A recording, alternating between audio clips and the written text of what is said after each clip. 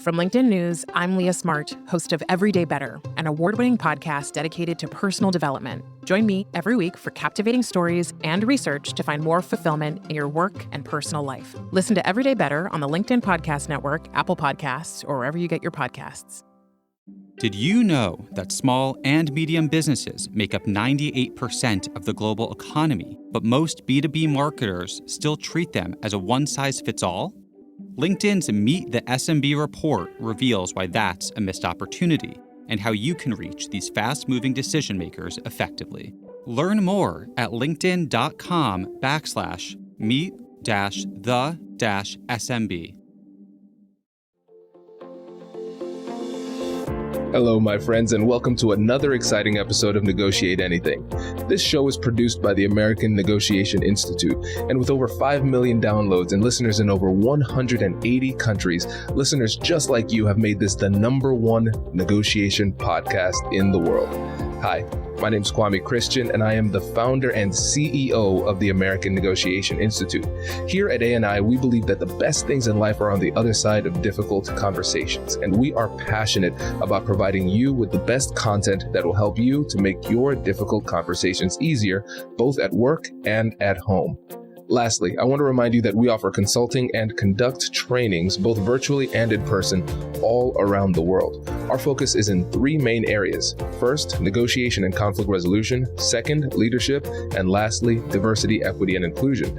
Check the link in the description below to learn more about how we could work with you and your team.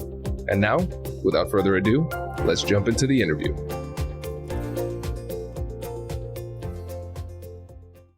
Chris, thanks for joining us today.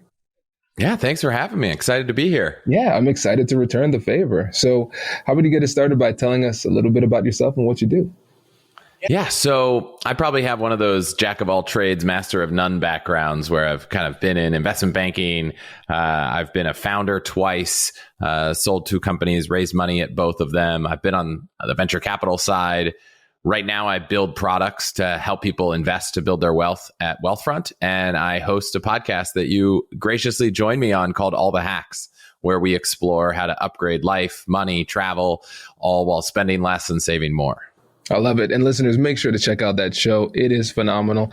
Incredibly successful in a short period of time. So kudos to you, my friend. Thank you. So listeners, on this episode, we're going to talk about the keys to negotiating in the investment world. And I know some of you are saying, but I am not in the investment world in that way. Listen, don't worry about it. We are going to pull out some of those general principles that will apply in all types of situations. And so Chris is the perfect person to talk about this. And so we're going to approach this kind of like from a narrative form. And so we're going to play the role of the entrepreneur who's trying to court investors and negotiate effectively. And Chris is going to walk us through how they can do so and what strategies and tactics they can use along the way. And so, Chris, let's say if we are that entrepreneur and we want to get an investor, how does that process even begin? Yeah. And to your point about this being for anyone, it turns out that a big piece of raising capital for a company is just about storytelling and selling yourself. So the lessons here apply to basically anything, whether you're looking for a new job, whether you're a manager trying to hire someone. It's really, it all comes down to storytelling and, just being a likable person is a really important part of that. So I've started 2 companies where we've raised, I think in the first one, $2 or $3 million, and the second one, $10 million. The process always starts with deciding what kind of process you want. Are you just looking for some friends and family that might write small checks? Or are you trying to seek out investors? So if you're seeking out real kind of venture capital or institutional investors, I think that you kind of think of the whole process as a race where you want to have everyone lined up so that you have a really, really exciting finish. So if you were watching a horse race and there's one horse that's just clearly far and above going to win, that's great for the person to bet on that horse, but there's not a lot going on. There's just one thing happening, and that's all that anyone's watching. You want to create a dynamic where people are excited by you and have so much fear that someone else might win this deal that they have to move fast, because in fundraising, fast moving deal is kind of the best, because people are willing to be more forgiving and negotiate in your favor because they want to make sure they win. That makes a lot of sense. And so it sounds like we are kind of triggering a little bit of scarcity and competition through this process, right? Yeah, I think every founder and entrepreneur that I've talked to that's had a successful fundraise, and by the way, I've been on the other side of the table. So as an investor, trying to get into deals that are hot is like the whole game, right? If, people will talk to within an investment firm, they'll say, who else was up for winning this deal? It's like almost like a badge of honor that you won the hot deal. And so creating that hotness is so important. And so I always say, make a big list of everyone you want to talk to before you're even ready to fundraise. Kind of like make sure you've built enough of a relationship that you could get an introduction, you've got an email address, and then try to kick everything off at the same time and block everything off. Say, this is my 3 weeks for this project. I'm going to go all in so that I can get the most out of the experience. See, what's really interesting about this is that, yes, at the beginning, you talked about the importance of storytelling and selling not just the business, but also yourself. But we've spent the majority of our time, the short time we've spent together here, focusing on creating this dynamic, this atmosphere of competition, of scarcity, and fear of missing out. And it's almost like the emotional contagion that can occur within a pool of investors is more persuasive than the nuances of the business itself. Tell me if I'm hot or cold on that one. Yeah, so at least in the early days, right, when we first raised money at both the companies I was a co-founder at, we didn't have a product yet, right? So they were betting on the people. So I always said when I was talking to other investors, as an investor, I said, look, we were looking for a company that either had traction, we were looking for a team that we wildly believed in, we were looking for people that were really passionate for the product, and we were looking for a big market opportunity. And so some of those things aren't there. Like, you're great if you get 2 out of 3 or 3 out of 3, but you're okay with 1 out of 3. And so at the end of the day, there's very limited information because there's not a product yet, often in the early stages. This all changes if you're 5 years into a company and you have metrics and you have revenue. But in the early days, it's, the signals are, how hot is this deal? What does someone know that I don't know about the people, about the space, about the competition that could come up? And so that's about creating this race dynamic. And then there's the person. Do I want to bet on this person? And so I think the two things that you can do to be more successful is it all revolves around a pitch in this world, which is, if you equate it to interviewing for a job, it all revolves around that interview. How do you make the most out of the small period of time that you're in front of the person you're trying to negotiate with? And then how do you make the most of the entire dynamic that will shape the process? So I think you're warm in that it is really important to run an efficient process and create the kind of dynamics you need to be successful in your negotiation. But it is also important when you're in the room to really wow someone. And that's all about storytelling. It's all about likability. And, obviously you need to have a good product, right? You can't be selling, if I go have the most amazing job process and I have the most likable story, but I'm applying to be a surgeon, like, I'm not getting that job. I have no practical, training to do that. So, you have to have a good product, which in many cases is yourself. But the process is also so important. Yeah, I think that's a really great point, because again, we are the product in not just in the investing world, but also in general. People are going to bet on us. And so when it comes to those key triggers that people are going to look for when they say, hey, Chris Hutchins, I'm going to bet on him. All right. So what do you think those key elements that people are looking for are in this part of the process? I think it's about passion and likability and competence. So what I was looking for, so starting a company is really hard, right? Every day it's another problem, another fire to fight, another issue. And so it gets harder than it is when you first start. There's nothing easier than the first day when you're like all excited. This is going to be amazing. I haven't had to fight the fires. And so investors are looking for entrepreneurs who are really passionate, not just passionate today, but something about their personality, their experience, their history has made them passionate about this space such that they are going to be able to fight through all the hard times. So I always tell people, like, if you aren't so excited about this company that you can convince someone that you are you were put on this earth to build this business, then you're going to struggle because they're going to see right through that. So if you say, look, I know that NFTs are really hot in the crypto world right now, I'm going to start an NFT company, but you can't convince someone that that's something that you stay up late researching and you spend time on the weekends doing, they're going to see through the fact that you're just trying to kind of capitalize on an opportunity. And unless you have a resume that shows your consistent ability to do that, I, as an investor, was kind of very weary. But if you're three people who've worked in education and technology and you found this opportunity to make the workplace or the educational space much more efficient, a company I invested in called Clever was that team. And I was like, I don't know anything about educational software, but you guys are so fired up about this and you have an idea that best I can tell seems reasonable and you have the capabilities to build a company.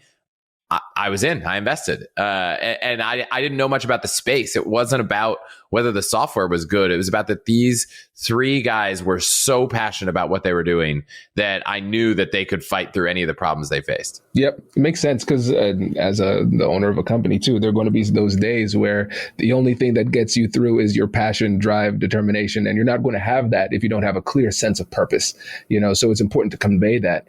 Now, for people who are not high energy, right? Because when we think about passion, we think about a lot of energy, effervescent personalities, those type of things. But not everybody has that personality type. If you're somebody who's a little bit more low key, a little bit more reserved, how do you display that passion while still being authentic to who you are? Does your company invest in professional development training? If you believe that your team would benefit from a negotiation workshop, all you need to do is go to our website, fill out the workshop request form, and then we'll set up a time to chat. These workshops are completely customizable, and we've done them all around the country. Negotiation and conflict resolution skills are beneficial across all professions, but they're especially useful in procurement, purchasing, sales, sourcing, and contract management. Our calendar is filling up quickly, and we even have some workshops scheduled for next year.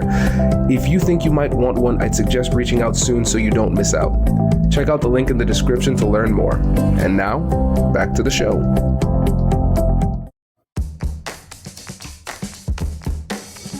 Hey you, I'm Andrew Seaman. Do you want a new job? Or do you want to move forward in your career? Well, you should listen to my weekly show called Get Hired with Andrew Seaman. We talk about it all, and it's waiting for you, yes you, wherever you get your podcasts. Small and medium businesses don't have time to waste, and neither do marketers trying to reach them. On LinkedIn, more SMB decision makers are actively looking for new solutions to help them grow, whether it's software or financial services. Our Meet the SMB report breaks down how these businesses buy and what really influences their choices. Learn more at linkedin.com/meet-the-SMB. That's linkedin.com/meet-the-SMB. Yeah, I mean, I think there's various different ways to kind of quote unquote own the room. And you can do that through competence, right? You don't have to do that through energy. You can come in and say, here's what I've learned about this space. Here's why I'm so excited about this space. You could do it in a calm, cool, collected manner that is not, gregarious and outgoing. And I've invested in those companies also. There's lots of engineers who are not kind of own the room kind of people with their personality, but they are own the room with their ideas and their intellect and their ability to listen. We talked in my podcast about listening being a really important part of negotiating. Understanding the questions people are asking and being able to answer them, I think, is a really, really important part of fundraising as a company and being able to sell yourself in general, showing people that you've thought through the things that they have questions about. Because look, if you're starting this business and someone who's hearing about it for the first time has questions and you haven't thought about those questions, like that's concerning. So I spent so much time before pitching investors going through every single question I thought they could answer. And I actually went and made a deck, like a PowerPoint style deck with Google Slides. And I had a slide for every question anyone could ask. And I actually committed to memory what numbers they were. So instead of being able to sell as a narrative the answer to a question, and make it up on the fly, I was prepared. So someone would say, we raised money for a company in the financial advice space. And they're like, how do financial advisors spend their time? And instead of saying, well, this is kind of how I just jumped to slide 73. And I'm like, this is exactly how they spend their time now. I've already thought about that question and kind of conveyed the fact that I'm prepared. And you can be prepared without being having a boisterous personality, and you can convey passion by talking at length about things. We probably all have a friend who's kind of super nerdy about something, and maybe she isn't crazy excited every time, but she could just go deep for hours, and you can convey that with any personality. That's great. I love that point. One of the things that we talked about beforehand was the importance of negotiating the right terms, and also how timing plays into how and what you negotiate. Can you tell the listeners about that too? Yeah. So, first I'll jump back quick to this race dynamic. Whenever you're trying to get something done, let's have everyone at the same place. So you don't want to be negotiating your terms with one investor while you're just meeting the other investor. And so I would always try to run things for it's like 3 weeks. The first week, it's an intro meeting. The second week, it's a follow-up meeting. And the third week, we're going to kind of pitch the entire investing team. Usually there's a partnership. And if someone came in late to the process, I tried to say, look, we're already a step ahead. So if we could try to get these first 2 meetings done this week, that would be great. And if someone was pushing and said, hey, let's have that second meeting tomorrow, I'd say, actually, could we do that second meeting next week? So once you've got everyone on this cadence, you got to figure out how the deal is going to get done. How is the person on the other side of the table going to make a decision? And in a lot of cases, this is true for hiring. This is true for investing. There's a team. And so understanding whether the person you're talking to could even make the decision on their own. And if not, what aspects of the decision get made by a committee or a group of people.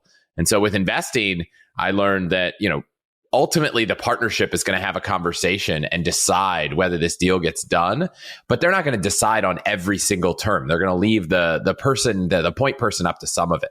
So I focused on, let's make sure we're only talking about the things that are going to matter for that conversation. So there are a handful of subtle decisions that don't matter. And investing, it might be how much equity is each individual person on the team going to get, or the exact dollar amount of people that you're going to raise money from. Those things I punted and said, well, we can talk about those later. Let's talk about what the value of my business is, how much you're going to be investing, and let's get through that first. It's interesting, Chris. So it sounds like what we're doing is we're figuring out the most important things to address, and we're addressing those things first, and recognizing that some of the smaller details don't need to be addressed and fully articulated at this time. Is that right?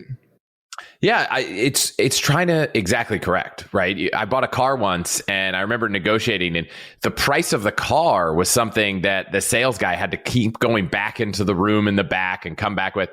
And then at the end, I said, oh, okay, we got the price. I'll do this if you throw in like the floor mats. And he was like, sure, we'll do that. So clearly he didn't need to go into that back room to talk about floor mats. So it was a waste of time if I had brought them up earlier, because I don't need the guy in the back thinking that I'm just trying to get more and more from this deal. So it's like, let's only talk about what needs to be discussed now. And let's do that up until we've decided on those decisions. And then we can talk about the next ones. And you can kind of move through the process of negotiation, which, at least when you're raising money for a company, can be very, very multi-step. It's, who else is investing? How are we going to structure this round? How are we going to announce it to the public, and all those things? But you don't need to figure it all out up front. You need to figure out just what you need. Yep. And another thing that you mentioned was timing. So recognizing that some things are easier to negotiate at different times in the process. Can you give an example of what that would look like? Yeah. So I think at the beginning, it's interesting. When you're trying to raise money or interview for a job, or there's probably so many applications, the first conversation is not about trying to get hired. It's about trying to get to the second meeting. It's not about trying to get someone to commit to investing in your company in the first meeting. It's trying to get them to commit to introducing you to another partner. So in the first meeting, I would sometimes only show a teaser of the company. I wouldn't go into all the details because I wanted to leave someone asking more. And they'd say, oh, can we dive into some of the metrics of how you think this business will work? I say, that's a great topic. I have some slide set. Let's bring that up if it makes sense to have another meeting. So you could kind of delay some of these things for that next meeting. So I was just trying to negotiate in the first meeting. I was negotiating for a second meeting, not for an investment. And when you get to the final meeting, now you're negotiating for an investment. So now all the stakes are on the table, and you're trying to get the deal closed. But you're still not negotiating for all the terms. You're trying to get people to say, I want to invest in this company. And that's where some of the competitive dynamic comes in. It was really important, I think, at least in startup fundraising, for people to get a sense that this was going to be a hot deal. Because as an investor, you always want the option value. If you have the ability to invest in this company now or in a year, I'd rather do it in a year. I'll have more information. So why would I do it now if I could do it in a year? Well, one, the company might run out of money. But if that's the case, that's a bad situation. I might not want to invest in that company. But I want to do it now because I don't want someone else to do it. If I'm hiring, I don't want someone else to hire this employee. And so if they're passively looking, you might drag them along. The moment they say, hey, I have another offer, you're like scrambling. So my goal was to make the timing work, get everyone who wasn't serious out of the process, because so many people are sitting around waiting just to see what happens. So after 2 days, I sent all of the investors I met with an email that said, hey, things are moving quickly. If you're not interested, no worries. If so, let's set up a next meeting. And I made it seem, which was, it can be risky, but I made it seem like I didn't need them. Because at the end of the day, if that email is all they needed to say no, they weren't interested anyways. So you might think, oh, if I say that, they might walk away. The reality is they were going to walk away anyways. So accepting that the goal is to only have people in your kind of sales funnel that are serious, because you can spend time with those people and determine whether you need to add more people. So it's this constant, let's go pitch 10 people. Let's quickly follow up to see if they're serious. If they're not, now there's 2 people left. Let's go pitch another 10 people. Now we've got 4 really serious partners out of that. Let's go do a follow on. Make sure they're there. Now try to my goal is to get the number down as much as possible. Obviously, I'd rather have 10 people interested, but I want to get all the no's out as fast as I can, so I'm not wasting time, because this can be a time suck, right? Any process. We've all looked for jobs. What a time suck. Doing interviews, writing cover letters, sending out resumes. It's like, how quickly can you figure out if this company is interested? And if not, let's stop trying to scour LinkedIn for a friend of a friend who can put in a good word, because the company's not even interested. And so the faster you can figure that out, the better, so that you can focus on the people that are real opportunities. Makes sense. And it will make logical sense to everybody listening. At least it should. Now, whether or not it makes emotional sense is a different thing, right? Because especially if you're starting up a business and you want investors, you understand that in a lot of cases, the investment money is the lifeblood of the business. If you don't get that investment money, you can't just go into the bank account, pull out 13 cents and hope for the best. Probably won't work out that well, right? And so you need the investment money. But at the same time, you cannot seem needy in the process. And so where do you get the confidence to still be able to be willing to let people go and make it almost seem as though they're not as important as they really are, to create that dynamic? How do you convey that confidently without the that emotional pressure coming and pulling you down? I try to do it in writing, because it would be really hard for me to look you in the eyes and be like, I don't need your money.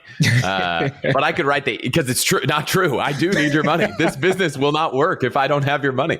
But in an email, it's really easy for me to write that and keep it really short, right? I try to put myself in the mind of, what would I be doing right now if someone told me, if I had 10 investors tell me, we want you to come in next week so that we can give you money?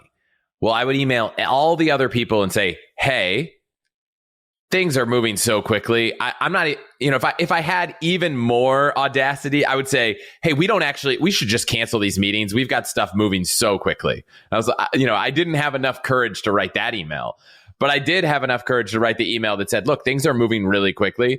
If you're not interested, that's fine. We have other options. I don't know where it comes from, other than having been on the other side of the table and just understanding how the decisions are getting made, right? It would be interesting if you were looking for a job and a career in a space, go talk to the hiring manager at 4 companies that you don't care about and understand how they make decisions. And I can assure you, having been on the other side of the table, that when candidates email you and say, hey, I have another offer, could we move this interview up? People are like, oh my gosh, someone wants to hire this person. They must be amazing. We've got to move this up. People trust other people's input, even if they don't know them. So, when you go to, here's a great example. If you've ever been to like a grocery store and you've looked and there's like 7 salsas, but this one salsa seems to have two jars left and all the other ones are fully stocked. People must really like this one. I'm going to get that one. It's like you walk by restaurants. You want to go to the restaurant that other people are eating at. You walk in the door and there's one person in the whole restaurant. You're like, I think this is a mistake. We shouldn't eat here. And so that scarcity mindset of if other people want this, it must be good. You need to create that in other people's minds when you're trying to negotiate with them for anything. Make them think that you have options, because that's how it works, right? Your negotiating leverage is that you have a better option. You can create illusions, maybe the wrong word, because hopefully it's like somewhat true. But you can create the sense that there are more options and make it clear that even if they're not done, right? If I had another investor saying, here is an investment, I would have said, hey, things are moving quickly. We have a term sheet from another investor, so totally fine to turn this off. But that community is small enough that the last thing you want is for someone to find out that you were lying. And so I'm sure there are investors out there who do this, right? There are movies that get made about entrepreneurs that take bold moves. I never felt like it was worth taking that risk, but I was like, how do I write something that is as close to that as possible, that is not a lie?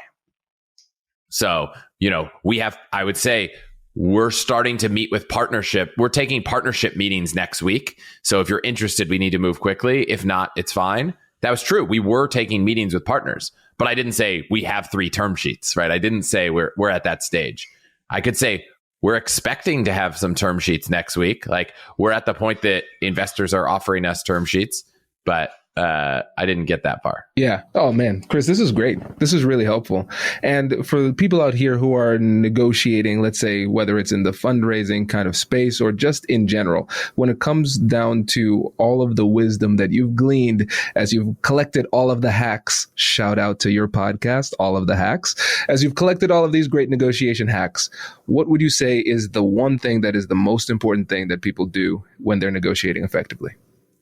Well, this feels like a trick question, because I feel like I asked you this question and you told me I have to listen more. And so now I feel like, how could I answer it without that? But assuming you've been listening to this podcast and you've learned to negotiate anything for dozens of episodes, you already know you should be listening. So I would say the most important thing for people to take away when it comes to negotiating, from my perspective, is to understand the process that's happening and try to play to that process. So if you know that people are trying to get things done quickly and don't want to miss out, well, then try to get as many options on the table as possible in as short a period of time, so that you can play to that dynamic. If you're working with a company that really wants to take their time, that won't work. But if you figure out how the game is played when it comes to deals getting done, and in fundraising, the game is not losing. There are investors out there who have a mandate internally at their firms to say, only invest in companies that have another term sheet on the table. Like, it's great. You don't even have to do diligence. It's like, if one of these 7 investors is willing to invest, we'll do the deal. And so your job is actually just getting the founder to say yes, versus there are other funds that are like, we only invest if we're the first check. So you got to figure out who you're trying to get, to say yes, and play that game. Don't play the game that you think will work. Play the game after you do the research that you know will work. Thank you so much for joining us, my friend. Really appreciate it. And before you go, can you let the listeners know how they can get in touch with you and how they can learn more about what it is that you do? Yeah, I mean, if you're listening to this podcast, you're already in a podcast app. So you could just search for All the Hacks. That's our show. Or if you're online, it's allthehacks.com. There's tons of episodes on everything from, negotiating, which you guys know, but also travel hacks and getting a deal on a car, productivity, family, side hustles, all kinds of good stuff, investing and more. So check it out. And if you want to reach out to me and let me know what you think, definitely, I'm at Hutchins on Twitter, Chris at allthehacks.com. Would love to hear from you. Awesome. Thanks, Chris. Really appreciate it. Yeah, thanks for having me. Congratulations, you've just joined an elite club. By listening to a full episode, you're now officially on the Negotiate Anything team. So welcome aboard. What most team members do is they subscribe to the podcast because that allows them to automatically get the latest episodes of the show. The best things in life lie on the other side of difficult conversations. Keep learning, keep practicing, and keep getting better. Your relationships will improve, your career will soar, and you'll have the confidence you need to get the most out of these crucial conversations. Again, thank you for joining the team. We're excited to have you, and I will see you in the next episode. I'll catch you later.